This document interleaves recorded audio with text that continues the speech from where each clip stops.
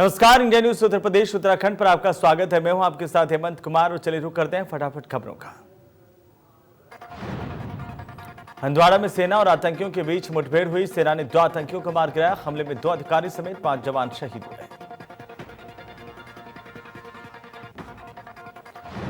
तो वहीं हंदवाड़ा में एनकाउंटर में सुरक्षा बलों ने लश्कर-ए-तैयबा के टॉप कमांडर हैदर को मार गिराया है। आतंकी हैदर पाकिस्तान का रहने वाला है। इसके बाद पूरे इलाके में मोबाइल और इंटरनेट सेवाओं को बंद किया गया। हंदवाड़ा में बुलंदशहर के लाल कर्नल आशुतोष शर्मा ने आतंकियों से लोहा लेते हुए शहीद हो गए। यूपी सरकार ने शहीद कर्नल के परिवार को 50 लाख रुपए की आर्थिक मदद का ऐलान किया। हंदवाड़ा में मुठभेड़ के दौरान शहीद हुए जवानों को पीएम मोदी ने ट्वीट कर श्रद्धांजलि अर्पित की। पीएम ने ट्वीट कर कहा कि आपका बलिदान नहीं भूलेंगे।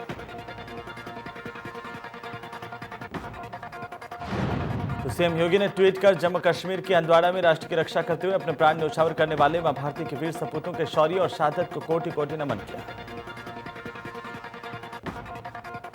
मुख्यमंत्री ने कहा कि आप सभी शहीदों का यह सर्वोच्च बलिदान अविस्मरणीय है। देश को आप पर गर्व है। सीएम योगी ने अपनी भावभीनी श्रद्धांजलि दी।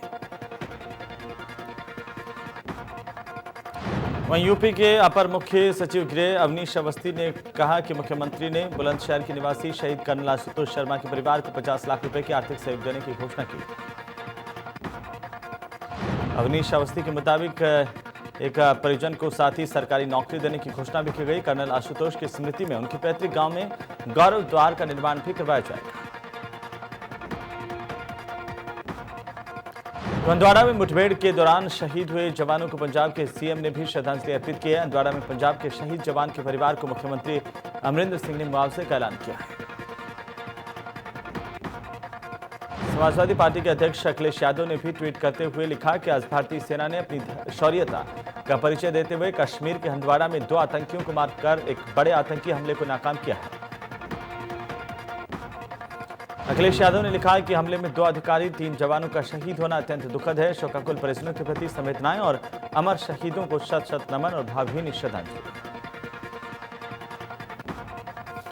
सेना ने खुद की जिंदगी दांव पर लगाकर दूसरों की रक्षा करने में जुटे कोरोना वॉरियर्स को सलामी दी। आज देश की तीनों सेनाएं अपने अपने तरीके से कोरोना वॉरियर्स को सैल्यूट कर रही थी। कोरोना के खिलाफ जारी जंग में जुटे स्वास्थ्य कर्मचारियों के प्रति आभार जताने के लिए पणजी में गोवा मेडिकल कॉलेज पर सेना ने चॉपर से पुष्प वर्षा की। कोरोना महामारी से जूझ रहे स्वास्थ्य कर्मचारियों पर चेन्नई के राजकीय राजीव गांधी सरकारी सामान्य अस्पताल में आईएएफ हेलीकॉप्टर ने फूल बरसाए।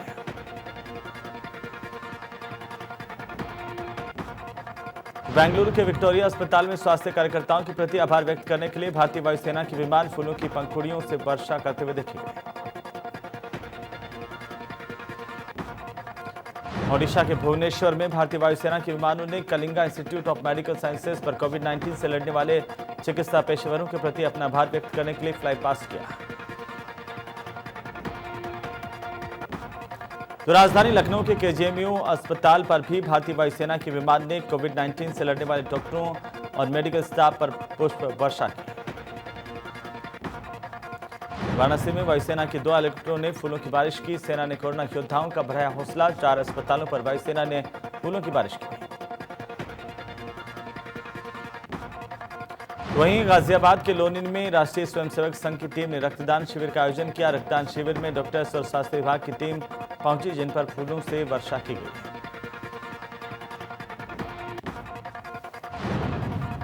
तो वहीं सहारनपुर में सेना ने हेलीकॉप्टर से कोरोना योद्धाओं पर फूलों की बारिश की और कोरोना योद्धाओं का मनोबल बढ़ाया।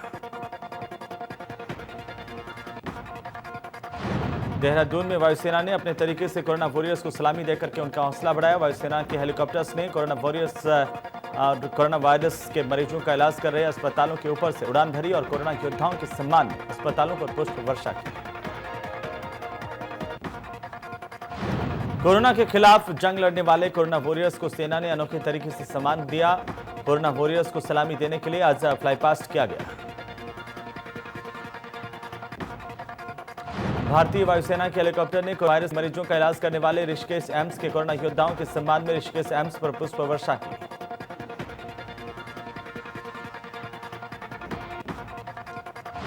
कानपुर जिले से एक ऐसी खबर सामने आई। कानपुर के एक इलाके में जब पुलिस लॉकडाउन का पालन करवाने के लिए गश्त पर पहुंची तो लोगों ने फूलमालाओं और नाश्ते का सामान देकर उनका स्वागत किया।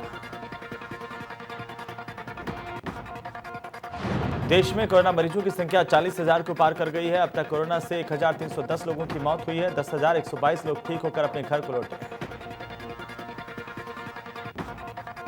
महाराष्ट्र में कोरोना वायरस के मरीजों की संख्या 12,296 हो गई। राज्य में अब तक कोरोना से 521 लोगों की जान जा चुकी है और 2,000 लोग कोरोना से अब तक ठीक हो चुके हैं।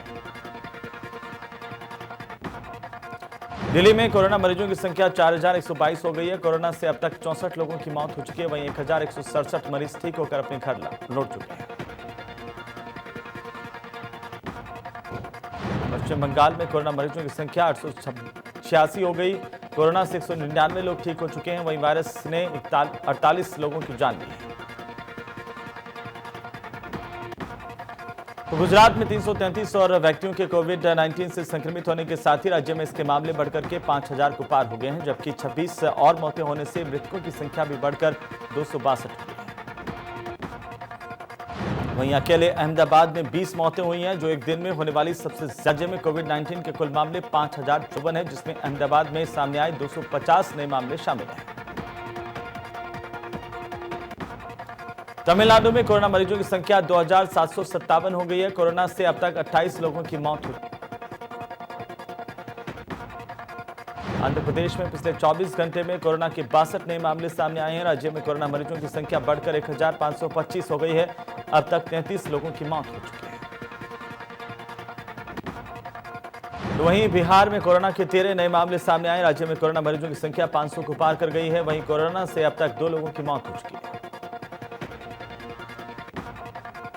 यूपी में कोरोना मरीजों की संख्या में बढ़ोतरी हुई है। यूपी में 21 नए केस मिले हैं। कोरोना मरीजों की संख्या बढ़कर के 2,600 के पार पहुंच चुकी है। 43 लोगों की जान जा चुकी है। यूपी की सरकार ने लॉकडाउन 3 के लिए दिशा निर्देश जारी किए हैं। गाइडलाइंस के मुताबिक यूपी में ग्रीन जोन में बसें चलेंगी, लेकिन इनमें से 50% सवारियां ही बिठाई जा सकेंगी। ग्रीन जोन के जिलों के अंदर टैक्सी और कैब भी चलेंगी। अपर मुख्य सचिव गृह अवनीश अवस्थी ने कहा कि ग्रीन जोन में शराब की दुकानें खुलेंगी। सुबह 10 बजे से 7 बजे तक शराब की दुकानें खोली जाएंगी। दुकानों में बिक्री के समय सोशल डिस्टेंसिंग का कड़ाई से पालन करना पड़ेगा। मथुरा में पिछले 24 घंटे में कोरोना के 8 नए मरीज मिले हैं। सभी मरीजों को अस्पताल में भर्ती करवाया गया। जिले में कोरोना मरीजों की संख्या 22 हो गई है। कानपुर में 11 पुलिसकर्मी कोरोना पॉजिटिव पाए गए हैं। पुलिस इंस्पेक्टर की पत्नी और सिपाही को 3 साल की बेटी भी कोरोना की पॉजिटिव पाई गई है। कानपुर में अब तक 24 पुलिसकर्मी कोरोना से पॉजिटिव हुए। आगरा में कोरोना के 25 नए मामले सामने आने से जिले में मरीजों की संख्या 569 तक पहुंच चुकी है। आगरा में 134 मरीज ठीक होकर के अपने घर लौटे हैं। कोरोना से अब तक 15 लोगों की मौत हुई। उधर बाराबंकी में एक महिला कोरोना पॉजिटिव पाई गई हैं। कुछ दिन पहले लखनऊ से आई थी। बाराबंकी में महिला के कोरोना पॉजिटिव पाए जाने के बाद एहतियात बढ़ा दी। कानपुर देहात में अमरोधा पीएससी को बंद किया गया है। अस्पताल और सभी स्टाफ को सैनिटाइज किया गया है और बंद किया गया है। उधर जालौन में एक महिला कोरोना पॉजिटिव पाई गई है। पिछले कई दिनों से बुखार से पीड़ित थी। महिला को अस्पताल में भर्ती करवाया गया। प्रतापगढ़ में नासिक से एक शख्स पहुंचा था जो कोरोना पीड़ित निकला है। बिना सूचना और जांच करवाए अपने घर में रह रहा था। मरीज को अस्पताल में भर्ती किया गया है। प्रतापगढ़ में मरीजों की संख्या 10 हो गई है। तो ऋषिकेश के एम्स में तैनात कर्मचारी कोरोना पॉजिटिव पाए गए हैं। पिछले कई दिनों से बुखार की शिकायत थी। कर्मचारी ने ऋषिकेश एम्स में अपना टेस्ट करवाया था। कर्मचारी के घर के आसपास के इलाके को सील किया गया है। गोंडा में कोरोना पॉजिटिव की दूसरी रिपोर्ट नेगेटिव आई है। स्वास्थ्य विभाग ने मरीज को डिस्चार्ज कर दिया। स्वास्थ्य कर्मचारियों ने ताली बजाकर स्वस्थ होने की बधाई दी। सिद्धार्थनगर में जिला क्षय रोग अधिकारी एमडब्ल्यू खान के स्वास्थ्य कर्मचारी को फोन कर गाली देने का मामला तूल पकड़ चुका है। जिले के अन्य विभाग के कर्मचारियों ने इस पर नाराजगी जताई और आला अधिकारियों को ज्ञापन सौंपा। मुरादाबाद में बीजेपी के नेता और पूर्व सांसद सर्वेश कुमार सिंह ने अपनी सरकार पर गंभीर आरोप लगाए हैं। बीजेपी नेता का आरोप है कि सत्ताधारी पार्टी के कुछ नेता और सप्लाई विभाग के इंस्पेक्टर उनसे दबाव बनाकर गरीबों के लिए आया राशन हड़प रहे हैं।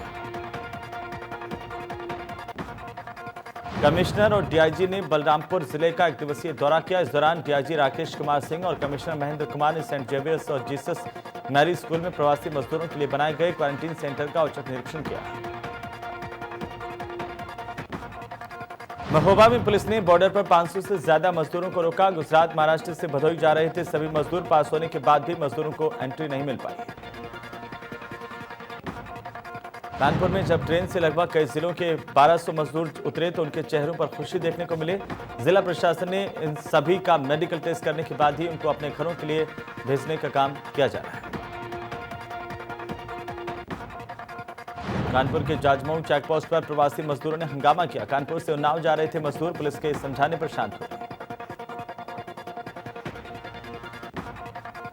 प्रवासी मजदूरों को जालौन कानपुर सीमा को पार करते समय कानपुर देहात के आला अधिकारियों ने सभी लोगों को जिले में प्रवेश करने से मना किया है।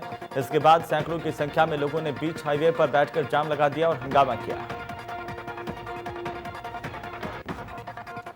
उन्नाव में आवश्यक सेवा वाली ट्रकों में बैठकर आ रहे मजदूरों को लुटाया गया। बिना परमिशन के ये तमाम मजदूर आ रहे थे।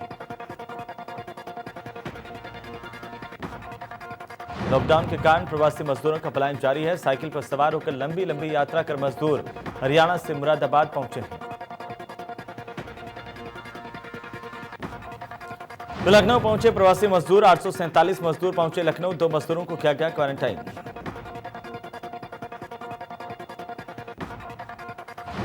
राजस्थान से 374 प्रवासी मजदूर हरिद्वार पहुंचे। कुमाऊं और गढ़वाल के रहने वाले हैं सभी मजदूर। सभी मजदूरों को ऋषिकुल राहत शिविर में रखा गया। मेडिकल जांच के बाद सभी मजदूरों को घर भेजा जाएगा। राजस्थान से कासगंज पहुंचे 25 मजदूर। अपने घर पहुंचने में लोगों के चेहरे पर मुस्कान दिखाई दी। अधिकारियों ने सभी को होम क्वारंटीन की सलाह दी है।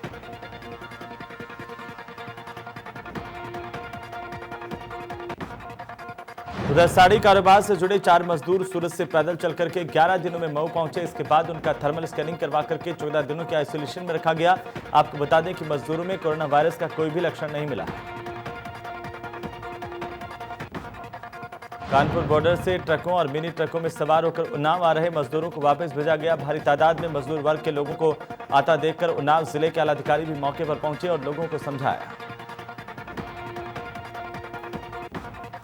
तो दिल्ली से चोरी छिपे साइकिल से निकले एक मजदूर की शाहजहांपुर में मौत हो गई। मजदूर अपने साथियों के साथ दिल्ली से साइकिल के जरिए बिहार अपने घर जा रहा था। फिलहाल मरने वाले मजदूर का कोरोना सैंपल लेकर जांच के लिए भेजा गया है। लॉकडाउन का कड़ाई से पालन करने को लोगों में संदेश देने के लिए पुलिस ने फ्लैग मार्च किया है। शहर के हॉटस्पॉट इलाकों के चारों तरफ मार्च निकाला गया। वहीं ड्रोन से आसमान से भी निगरानी की गई। भारी पुलिस बल के साथ बॉडी प्रोटेक्टर लगा करके हाथों में डंडे लेकर एसपी अभिषेक सिंह, अपर पुलिस अधीक्षक पूर्वी सुरेंद्र द्विवेदी, पश्चिमी दिनेश द्विवेदी, सीओ के साथ ही डीएम और एडीएम भी शामिल हैं। लॉकडाउन के चलते मुरादाबाद में किसानों को कई मुसीबतों का सामना करना पड़ रहा है। खासकर तरबूज की खेती करने वाले किसानों को काफी आर्थिक नुकसान पहुंच रहा है। लॉकडाउन में पुलिस प्रशासन की सख्ती के चलते किसान तरबूज को मंडियों तक नहीं पहुंचा पा रहे हैं। इसके चलते वे काफी परेशान हैं। पीलीभीत में शराब माफिया और आबकारी विभाग का गठजोड़ खुलकर के सामने आ गया। लॉकडाउन के दौरान शराब के सिंडिकेट के साथ मिलकर आबकारी विभाग खुलेआम नोट छापने में लगा है। लॉकडाउन में सिंडिकेट के ठेके अवैध तरीके से शराब निकालकर 10 गुने दामों पर बेची जा रही। जो दुकानें सिंडिकेट की नहीं है उन पर सिंडिकेट के गुंडे कार्रवाई करवा रहे हैं। जिले में आबकारी विभाग ने कुछ एक दुकानों पर छापेमारी भी की है। जौनपुर में माध्यमिक शिक्षक संघ के प्रदेश उपाध्यक्ष ने प्रदेश के शिक्षकों का आह्वान कर सभी शिक्षक साथी मूल्यांकन के काम का बहिष्कार करेंगे। जब स्थिति सामान्य हो जाएगी तब हम शिक्षक मूल्यांकन का काम करेंगे। आगरा के बरहन थाना इलाके में डेयरी फार्म मालिक का बिजली विभाग ने मार्च 2020 का बिल 1 अरब 13 करोड़ से ज्यादा का भेज दिया। पीलीभीत में वन विभाग के दावे खोखले नजर आए। खेतों में खुलेआम घूम रहे बाघ से गांव के लोगों में दहशत का माहौल है।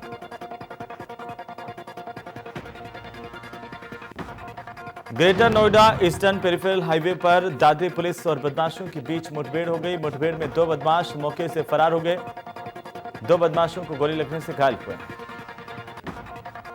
श्रावस्ती में नाले के विवाद में दबंगों ने लाठी डंडों से करीब परिवारों का जमकर पीटा है। मारपीट में 3 लोग गंभीर रूप से घायल हुए हैं। घायलों को अस्पताल में भर्ती करवाया गया है।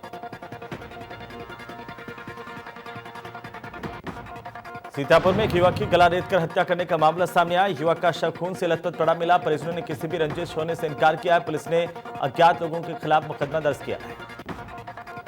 शाहजहांपुर में लॉकडाउन के वक्त में भी अपराध रुकने का नाम नहीं ले रहे। यहां पर एक किसान की गला रेतकर हत्या के मामले में हड़कंप मच गया। खेत में रखवाली कर रहे किसान के किसी ने अज्ञात तरीके से हत्या कर दी। कौशाम्बी जिले में ट्यूबवेल पर रहकर खेतों की रखवाली करने वाले वृद्ध किसान की बदमाशों ने गला रेतकर हत्या कर दी। सनसनीखेज वारदात से पूरे इलाके में दहशत का माहौल। तो वैश्विक महामारी कोरोना के चलते जहां पर लोग लॉकडाउन में अपने अपने घरों में ही रह रहे हैं, वहीं गाजीपुर के कासिमाबाद थाना इलाके के मखदूमपुर गांव में 55 साल के किसान की उसके परिसर में ही बदमाशों ने घुसकर गोली मारकर हत्या कर दी। कानपुर देहात में जहरीला पदार्थ खाने से युवक की मौत हो गई। युवक की मौत के बाद घर में हड़कंप मच गया। कुछ समय पहले ही मृतक युवक की आईटीबीपी में ज्वाइनिंग हुई थी। सहारनपुर के नानोता कस्बा थाना इलाके में पति ने अपनी पत्नी की हत्या कर दी। बिना किसी को बताए उसका अंतिम संस्कार कर रहा था। पुलिस के आने पर फरार हो गया। भारत नेपाल बॉर्डर पर तैनात एसएसबी के एसआई उमेश चंद्र की मौत की खबर है। कल उनके परिवार को मिली थी और उमेश चंद्र का पार्थिव शरीर गाजियाबाद में उनके आवास पर पहुंचा तो सभी की आंखें नम हो गई। उमेश चंद्र को राजकीय सम्मान के साथ आई गई। गाजियाबाद की साहिबाबाद स्थित लाजपत नगर कॉलोनी में रहने वाले उमेश चंद्र की गोली लगने से मौत हुई थी। बताया जा रहा है कि सीतामढ़ी में तैनात 51 साल के उमेश चंद्र ने एसएसबी कैंप में खुद को गोली मार दी। मुरादाबाद में बच्चों के विवाद में एक युवक पर चाकू से हमला किया गया। युवक को गंभीर हालत में हायर सेंटर रेफर किया गया। फिलहाल पुलिस आरोपी की तलाश में जुटी हुई है। कानपुर के पनकी थाना इलाके में मामूली विवाद में 2 पक्षों में जमकर ईंट पत्थर चले हैं। तो संभल में दुकान खुलवाने को लेकर 2 पक्ष आपस में भिड़ गए। दोनों पक्षों में जमकर पथराव हुआ और चाकूबाजी हुई। हमले में गंभीर रूप से घायल लोगों को अस्पताल में भर्ती करवाया गया। दुनिया भर में 11 लाख से ज्यादा लोग कोरोना वायरस के संक्रमण से ठीक हुए हैं। हालांकि दुनिया भर में अब तक संक्रमितों की संख्या 34 लाख से ज्यादा और अब तक 2,43,000 से ज्यादा लोगों में संक्रमण फैला है। अमेरिका में कोरोना से संक्रमित मरीजों की संख्या 11,47,358 हो गई है। अब तक कोरोना से 66,000 से ज्यादा लोगों की जान जा चुकी है। स्पेन में कोरोना मरीजों की संख्या बढ़कर 2,45,567 हो गई है। तो इटली में कोरोना मरीजों की संख्या 2,09,328 तक पहुंच चुकी है। कोरोना से मरने वालों की संख्या 28,710 को पार कर गई है।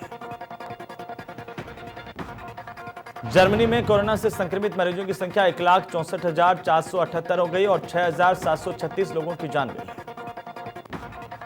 फ्रांस में कोरोना के मरीजों की संख्या बढ़कर 1,67,346 तक पहुंच गई। 24,594 लोगों की मौत हुई। ईरान में कोरोना की रफ्तार धीमी होती जा रही है। ईरान में अब तक कोरोना के संक्रमित मरीजों की संख्या 96,448 हो गई है। टीवी सीरियल महर 2 के एक्टर शिविन नारंग 2019 की मिस डिवा वर्तिका सिंह के साथ एक म्यूजिक वीडियो में नजर आएंगे। वीडियो को मई में ही रिलीज किया जा सकता है। ओटीटी प्लेटफॉर्म नेटफ्लिक्स के बाद अब ZEE5 पर रिलीज की जाएगी पुष्पेंद्र नाथ मिश्रा के निर्देशन में बनी comedy drama web series Taj Mahal 1989। Lockdown